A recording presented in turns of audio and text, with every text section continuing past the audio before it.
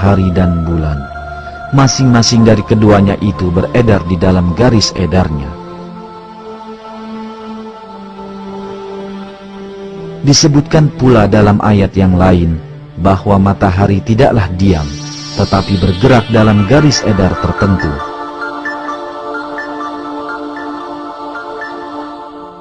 Dan matahari berjalan di tempat peredarannya. Demikianlah ketetapan yang maha perkasa lagi maha mengetahui.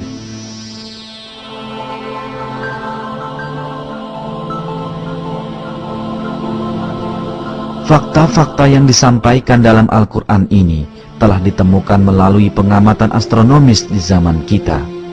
Menurut perhitungan para ahli astronomi, matahari bergerak dengan kecepatan luar biasa yang mencapai 720.000 km per jam ke arah bintang Vega dalam sebuah garis edar yang disebut solar apex. Ini berarti matahari bergerak sejauh kurang lebih 17.280.000 km dalam sehari. Bersama matahari, semua planet dan satelit dalam sistem gravitasi matahari juga berjalan menempuh jarak ini. Selanjutnya, semua bintang di alam semesta berada dalam suatu gerakan serupa yang terencana. Keseluruhan alam semesta yang dipenuhi oleh lintasan dan garis edar seperti ini dinyatakan dalam Al-Quran sebagai berikut. Demi langit yang mempunyai jalan-jalan.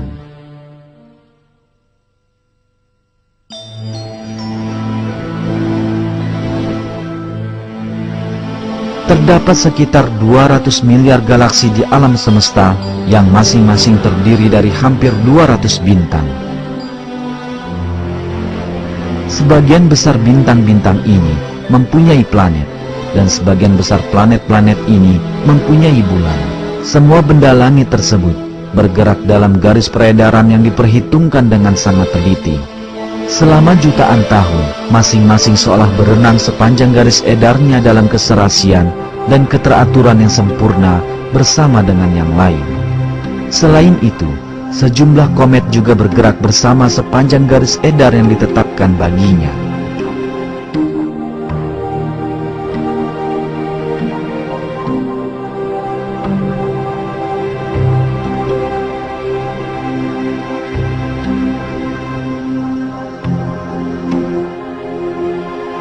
Garis edar di alam semesta tidak hanya dimiliki oleh benda-benda angkasa. Galaksi-galaksi pun berjalan pada kecepatan luar biasa dalam suatu garis peredaran yang terhitung dan terencana. Selama pergerakan ini, tak satu pun dari benda-benda angkasa ini memotong lintasan yang lain atau bertabrakan dengan lainnya. Bahkan, telah teramati bahwa sejumlah galaksi berpapasan satu sama lain tanpa satu pun dari bagian-bagiannya saling bersentuhan. Dapat dipastikan bahwa pada saat Al-Quran diturunkan, manusia tidak memiliki teleskop masa kini ataupun teknologi canggih untuk mengamati ruang angkasa berjarak jutaan kilometer. Tidak pula pengetahuan fisika ataupun astronomi modern. Karenanya, saat itu tidaklah mungkin untuk mengatakan secara ilmiah bahwa ruang angkasa dipenuhi lintasan dan garis edar sebagaimana dinyatakan dalam ayat tersebut. Akan tetapi, hal ini dinyatakan secara terbuka kepada kita dalam Al-Quran yang diturunkan pada saat itu.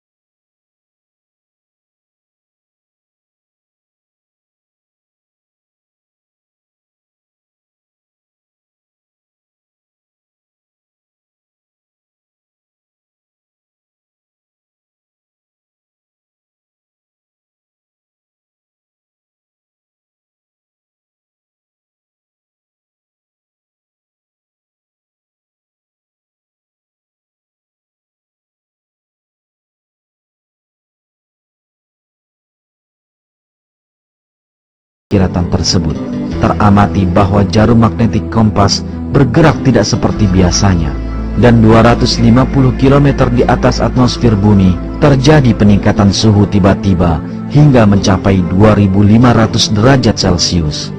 Singkatnya, sebuah sistem sempurna sedang bekerja jauh tinggi di atas bumi. Ia melingkupi dan melindunginya dari berbagai ancaman dari luar angkasa.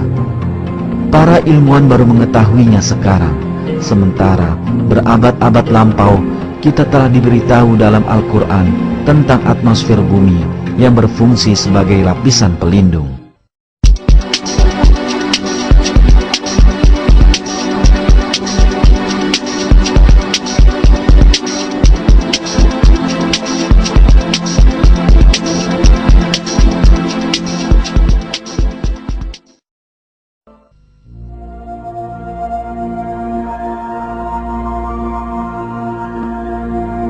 Ayat ke-11 dari surat At-Tariq dalam Al-Quran mengacu pada fungsi mengembalikan yang dimiliki langit.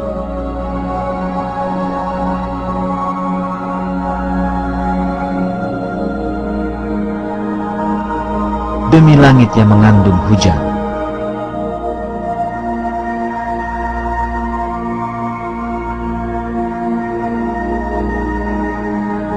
Kata yang ditafsirkan sebagai mengandung hujan dalam terjemahan Al-Quran ini juga bermakna mengirim kembali atau mengembalikan.